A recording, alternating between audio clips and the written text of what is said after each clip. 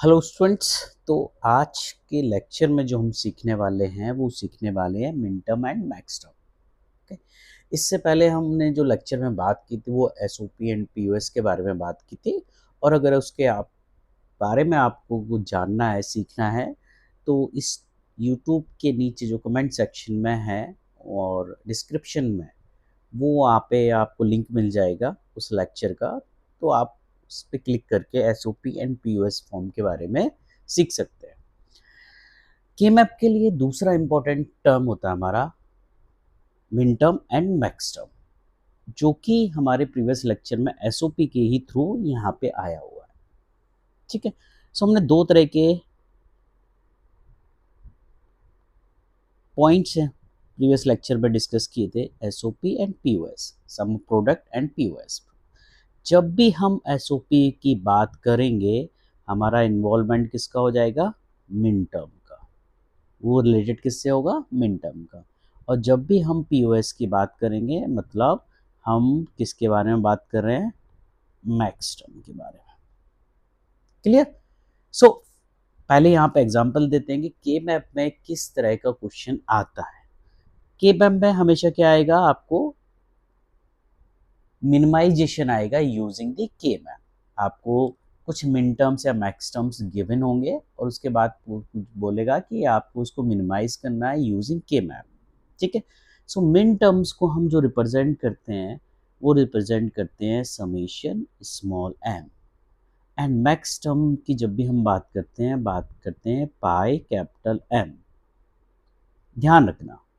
सो जब भी आप समेशन स्मॉल एम देखोगे आपको आइडिया लग जाना चाहिए हम एसओपी की बात कर रहे हैं, और जब भी हम पाई कैपिटल एम मतलब हम मैक्स टर्म की बात कर रहे हैं, और ये केस किसका है? पीओएस का केस है। चलिए, सो मिन टर्म मैक्स टर्म क्या होते हैं? सो फॉर एसओपी की केस के लिए मैं एक एग्जांपल ले लेता हूँ कि for example function is given A B C D, चार वेरिएबल है और फंक्शन के सामने उसमें क्या लिख दिया? स्मॉल एम समेशन, और आपको कुछ यहाँ पे वैल्यूज गिवन दे दी उसने 4 6 9 12 15। ठीक है। नाउ सी, ये तो रिप्रेजेंट उसने कर दिया। एसओपी की बात कर रहे हैं।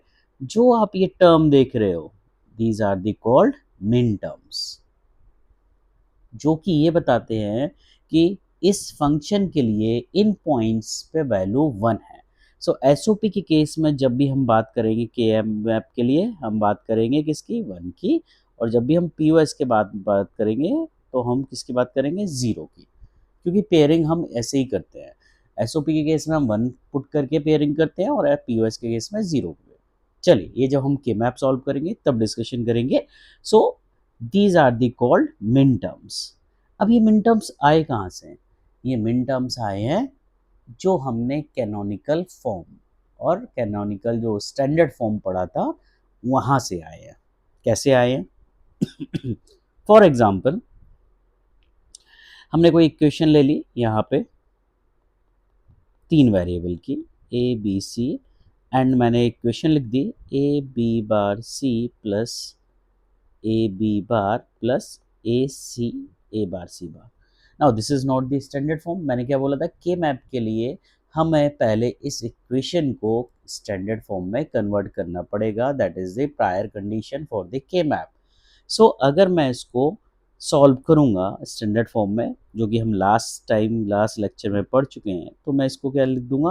बिकॉज यहाँ पे सी मिसिंग है और यहाँ पे बी मिसिंग है। So A B bar multiply with 1 plus A bar C bar multiply with 1। Now यहाँ से ए बी बार सी 1 को क्या लिख सकता हूँ मैं? A B bar C is missing तो सी प्लस सी बार, यहाँ पे बी मिसिंग है तो A bar C bar B plus B bar. मुझे पता है सी प्लस सी बार या B plus B bar equal to 1।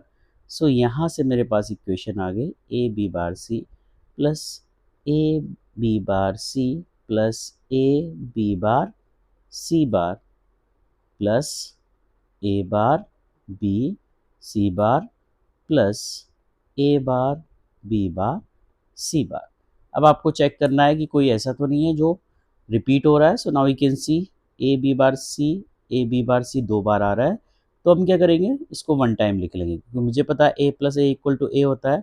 So A B bar C, second वाला term A B bar C bar, बाकी और कोई सेम नहीं है, A bar B C bar plus A bar B bar C bar. This is the canonical form और standard form. Done. अब यहीं से मेरी जो मिन टर्म्स है, देखो this is the representation of SOP, sum of product. Some of product में हमेशा ध्यान रखना है, एसओपी में जो हम रिप्रेजेंट करते हैं वो 0 को ए बार से और 1 को ए से। बस आपको यही वैल्यूज इस इक्वेशन में पुट करनी है। चलिए कैसे, यहाँ पे ए आ रहा है, टर्म ए आ रहा है, तो ए को 1, बार को 0 से, सो बी बार की वैल्यू 0, सी बार नेक्स्ट वैल्यू क्या हो गई 1 0 0, नेक्स्ट वैल्यू क्या हो गई 0 1 0, नाउ दिस इज 0 0 0। अब इन वैल्यूज को आपको डेसिमल में लिख लेना है। 101 किसकी वैल्यू होती है 5 की, 100 that is 4, 010 2, this is 0। Now min terms के फॉर्म में अब कैसे हो जाएगा function, F A comma B comma C, SOP है, मिन टर्म की बात करेंगे तो समेशन स्मॉल एम आ गया, इंक्रीजिंग ऑर्डर में ये वैल्यूज लिख दो, सो 0 2 4 5। अब यहाँ इसके बाद हम के मैप सॉल्व करेंगे, मिनिमाइज करेंगे। इसलिए मैंने प्रीवियस लेक्चर में बताया था कि कभी कभी वो क्या करेगा, आपको क्वेश्चन इस तरह से दे देगा और आपसे बोलेगा कि मिनिमाइज फंक्शन यूजिंग के मैप। सो पहले तो आपको उसको क्या करना पड़ेगा, स्टैंडर्ड फॉर्म में लाना पड़ेगा। स्टैंडर्ड फॉर्म से आपको मिन टर्म फाइंड आउट करने पड़ेंगे। जब ये मिन टर्म आ जाएंगे, अब हम इसके बाद के मैप लगा पाएंगे। क्लियर। तो ये था मिन टर्म मैक्सिमम। सेम हमारा क्या होगा, अभी हमने मिन टर्म्स के बात में की, मैक्सिमम की अगर हम बात करेंगे क्विकली देख लेते हैं। सो पीओएस की बात करेंगे, मतलब pi capital M. So let's see function is given A comma B comma C, A bar B plus A bar C bar, sorry now this is the, हमें लिखना है पीओएस के फॉर्म में। So let's see this is A bar B bar multiply with A plus C, इस form में। अब obviously this is not the standard form, तो पहले हमें स्टैंडर्ड फॉर्म निकालना पड़ेगा। एस एफ लिख रहा हूँ, एस एफ निकालने के बाद हम क्या निकालेंगे, 1 एंड 0 के फॉर्म में इक्वेशन रखेंगे।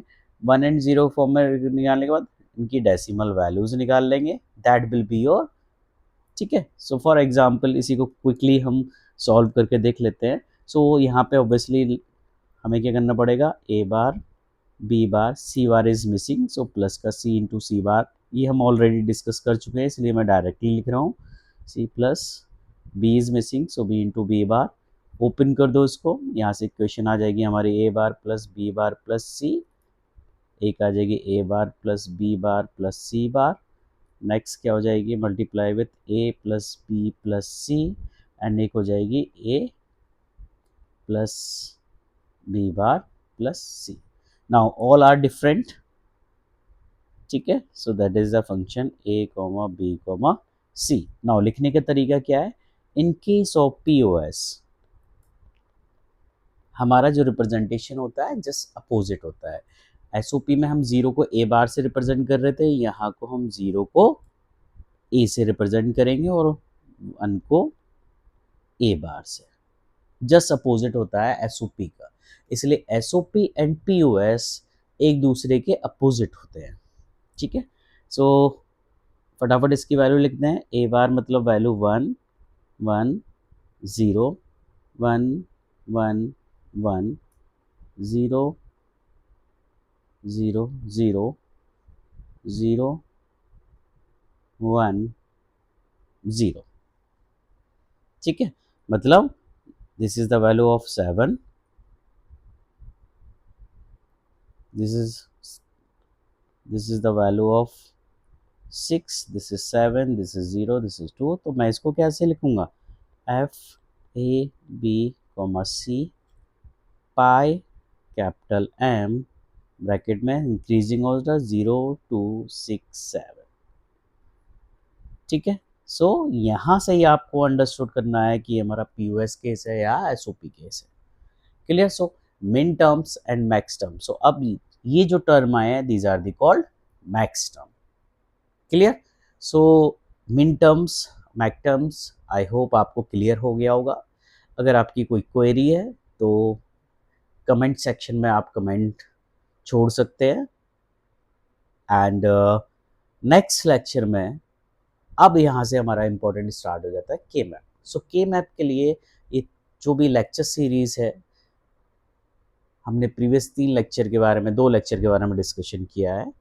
ठीक है, वो इम्पोर्टेंट है, वो आपको पहले आना चाहिए, उसके बाद हम के मैप के। सो अगर आपको उनकी इन्फॉर्मेशन चाहिए तो मैं यहाँ पे लिंक डिस्क्रिप्शन में छोड़ रहा हूँ, आप वहाँ पे क्लिक करके उन वीडियो को रिफ़र कर सकते हैं। चलिए, थैंक यू स्टूडेंट्स।